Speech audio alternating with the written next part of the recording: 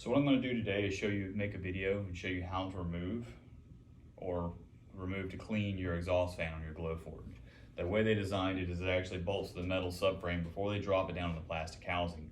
And as you can see, it has a metal plate. It's just really hard to get to clean. They didn't really design it to be removed or cleaned by the end user, but it can be done. So today I'm actually going to show you how to do it. And it's not too terrible difficult to do. It just has taken a little bit of time and it's going to be messy. So here's just a picture of the exhaust fan on ours. Yes, we're running an external fan. So it might have helped to kick on that fan every now and then just to blow some trash out, but you can just see it's pretty terrible. So the first thing you're going to need, you will need a 2mm Allen, a T10, and a Phillips screwdriver. Razor blades just kind of for chipping out big junk on the fan if you want to clean it.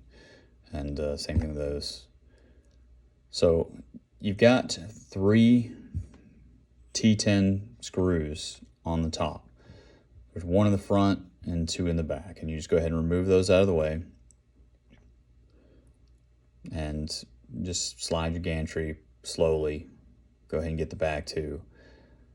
And it gets a little tricky after this. If you haven't done it before, you have to get some sort of pick. I use an Allen wrench I had laying around. I ground it down to a point. I'll show you a picture of that here just in a moment. They have redesigned the clips on the lid so that it is way easier to get off than the old style clips that were originally on them. This is actually a refurbished unit that we've had for a little while. So they've got tinfoil covering the holes. You just peel those off, and here's that Allen wrench. You can see I just kind of ground it down to a point so I can use it as a lever to get back behind those clips. So the new style clips look more squared off, and you just get behind it and then you pull on them with the, you can see here's a picture of them.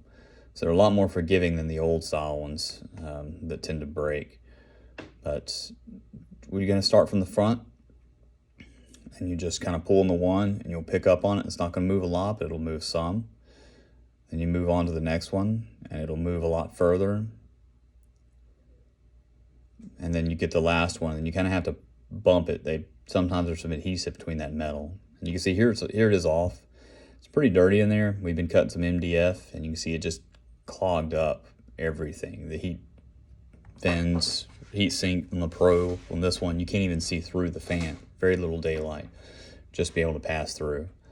So you just get a Phillips screwdriver. There's 4 screws holding the heat sink in place. And this is on the Pros only. If you don't have a Pro, this is a whole lot easier. But the Pro, they put this heat sink right in the way. So you go ahead and get that out of the way, and you get the 2mm Allen that I showed you. I've got a screwdriver style, but you can use any of them. The top 2 are easy to get to.